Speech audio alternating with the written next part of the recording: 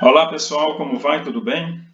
Hoje nós vamos analisar uma questão de funções da linguagem, questão essa que foi cobrada pela banca Fundação Carlos Chagas em um concurso de nível médio, concurso esse que foi para técnico judiciário.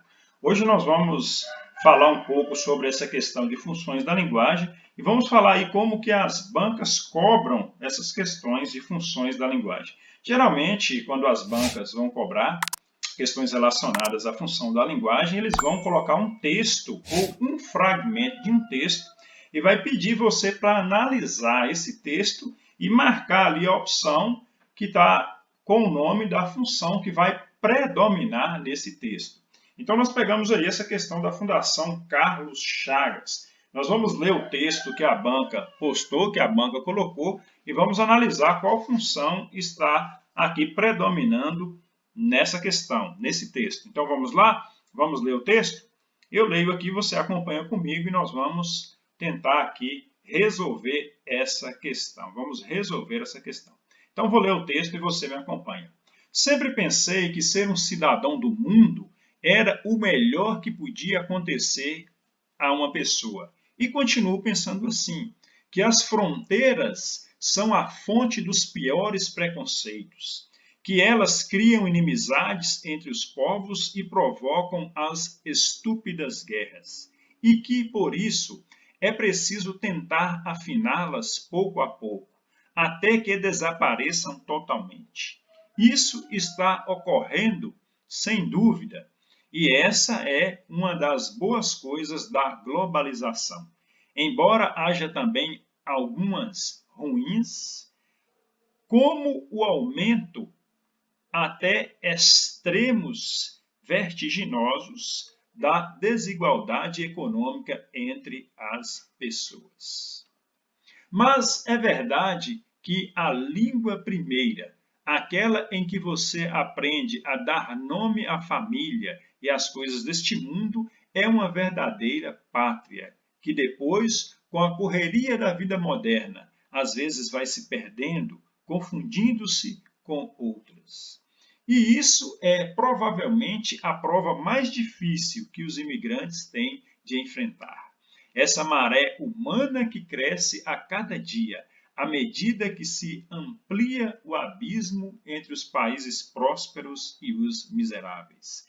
Há de aprender a viver em outra língua, isto é, em outra maneira de entender o mundo e expressar a experiência, as crenças, as pequenas e grandes circunstâncias da vida cotidiana.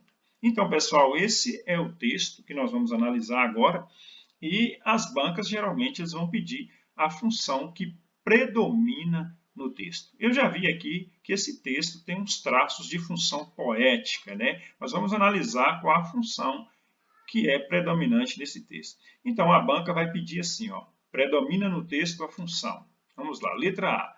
A opção da letra A aqui é função fática, né?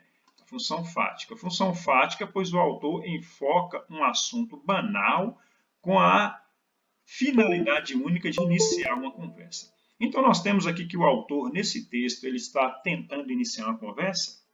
Nós temos aqui nesse texto que o autor está usando a função fática. A função fática é aquela função centralizada no canal, que é usada para iniciar uma conversa ou prolongar a conversa. Nós temos esses traços aqui no texto? Não temos. O autor aqui, ele não está enfocando o assunto com a finalidade de iniciar uma conversa. Então, a letra A, a função fática, está descartada. Vamos para a letra B.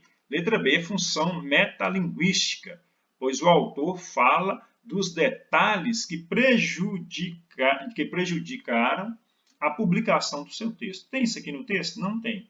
Porque a função metalinguística ela centra-se no código e ocorre quando o autor usa o código para explicar o próprio código. Aqui nós temos, não temos o código texto, aqui não temos o autor usando o texto para explicar o próprio texto, aqui não. Então, a função metalinguística aqui está descartada.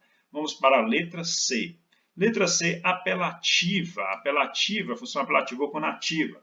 Pois o autor visa a persuadir o leitor a posicionar-se contra os imigrantes. Tem isso no texto? Não tem. Esse texto aqui ele não está passando persuasão, ele não está passando influência, ele não está tentando convencer ninguém. Então, não tem a função apelativa aqui. Então, está descartada também letra C. Agora, vamos para a letra D, expressiva, pois o autor expõe uma visão subjetiva de um determinado assunto. Aqui já tem a ver. Aqui já tem a ver, expressiva, pois o autor expõe uma determinada visão subjetiva sobre o assunto. Aqui nós já vemos que tem a ver aqui a função expressiva ou emotiva. Vamos voltar no texto para tirar a dúvida aqui? Vamos voltar aqui, ó. Vamos ver aqui o início do texto. Sempre pensei, é uma opinião dele. Isso aqui é algo dele, isso aqui é ele se expressando. Sempre pensei que ser um cidadão do mundo era a melhor coisa que podia acontecer a uma pessoa. Olha o autor se expressando aqui. Vírgula, e continuo pensando assim. Aqui ele está expressando, aqui ele está falando algo dele. Aqui existe a subjetividade. Olha aqui, existe a subjetividade. Subjetiva, porque a subjetividade é quando nós falamos algo de nós mesmos. Então, expressiva, pois o autor expõe uma visão subjetiva de um determinado assunto. É a visão dele sobre o assunto. Está correto. Está correto. E nós temos aqui que a função, a letra D, função expressiva aqui, é a resposta correta. Mas vamos analisar ainda a letra E. Referencial, função referencial ou denotativa. Referencial, pois o autor usa objetivos para tratar de um tema com impessoalidade. Referencial, pois o autor usa dados objetivos para tratar de um tema com impessoalidade. Não existe isso aqui lá. Impessoalidade não existe lá, porque o autor está falando algo dele mesmo. Ele está falando, ele está se expressando. Então, não tem a impessoalidade. Então, a letra E está descartada. E nós temos que a resposta correta aqui é a letra D, expressiva ou emotiva, né? Expressiva, letra D, porque o autor está expressando, ele está dando uma opinião dele, está falando algo dele mesmo, então existe a subjetividade ali, então é expressiva ou emotiva. A resposta correta, então, é a letra D. Então, pessoal, esse aí é uma questão da Fundação Carlos Chagas, é um concurso público de nível médio para técnico judiciário. Você pode também estar pegando a matéria Funções da Linguagem no canal TMR Concurso e estar estudando. Se tiver qualquer dúvida, pode colocar nos comentários aí que nós vamos estudar juntos. Então, pessoal, esse é a nossa aula de hoje, nesse exercício de hoje em Funções da Linguagem. Um abraço a todos e até mais!